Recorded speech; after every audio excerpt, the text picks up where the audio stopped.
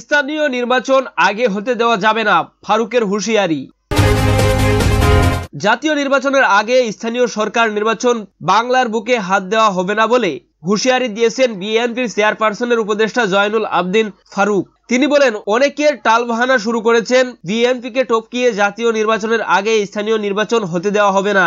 বিএনপির ধৈর্যের বাঁধ এখনো ভাঙেনি।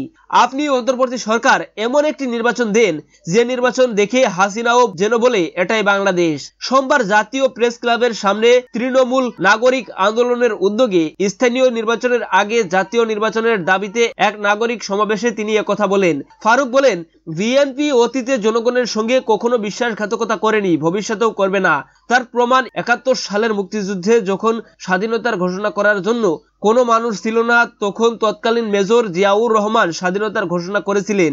আর বর্তমানে তারেক রহমানের প্রতি মানুষের যে ভালোবাসা, তিনি যে জনপ্রিয়তা পেয়েছেন তাতেই প্রমাণিত। তিনি বলেন, আর একটি দল আছে যারা স্বাধীনতা বিরোধী ছিল, তাদের উদ্দেশ্যে বলতে চাই, এই সরকারকে দোষারোপ করার জন্য কি টালবাহানা শুরু করছেন। গণতন্ত্রের সপক্ষে শক্তি হচ্ছে বিএনপি, তারা এখনো রাস্তায়। জনগণের অধিকার না আসা পর্যন্ত আন্দোলন চলবে। প্রধান উপদেষ্টার উদ্দেশ্যে ফারুক বলেন, যারা আপনার কানে কানে কথা বলে তারা আওয়ামী লীগকে আবার পুনর্বাসনের চেষ্টা করছে, তাদের রুখে দিতে হবে। কোনো টালবাহানা চলবে না, নির্বাচন দিতে হবে। সমাবেশে আরো বক্তব্য দেন বিএনপির চেয়ারপারসনের উপদেষ্টা হারুনুর রশিদ, যুগ্ম মহাসচিব আব্দুস সালাম আজাদ, নির্বাহী কমিটির সদস্য মাইনুল ইসলাম, তাঁতি দলের যুগ্ম আহ্বায়ক কাজী মনিরুজ্জামান মনির প্রমুখ। এদিকে জুলাই অধিদপ্তরের আত্মপ্রকাশ শীঘ্রই। অন্তর্বর্তী সরকারের মুক্তিযুদ্ধ বিষয়ক উপদেষ্টা ফারুকী আজম বলেছেন, জুলাই গণ অভ্যুত্থান অধিদপ্তরের কাজ শেষ পর্যায়ে। অধিদপ্তরের নীতিমালাও প্রায় চূড়ান্ত।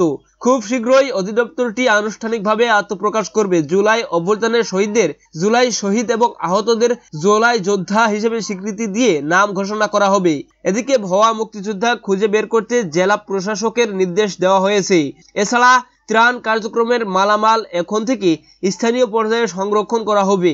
সোমবার জেলা প্রশাসক সম্মেলনের দ্বিতীয় দিনে মুক্তিযুদ্ধ বিষয়ক মন্ত্রণালয় এবং দুর্যোগ ও ত্রাণ মন্ত্রণালয়ের অধিবেশনের শেষে সাংবাদিকদের তিনি এসব কথা বলেন। দর্শক, এই ছিল আজকের সর্বশেষ আপডেট নিউজ। সকল প্রকার আপডেট নিউজ সবার আগে পেতে আমাদের চ্যানেলটি সাবস্ক্রাইব করে পাশে থাকুন। ধন্যবাদ সবাইকে। আল্লাহ হাফিজ।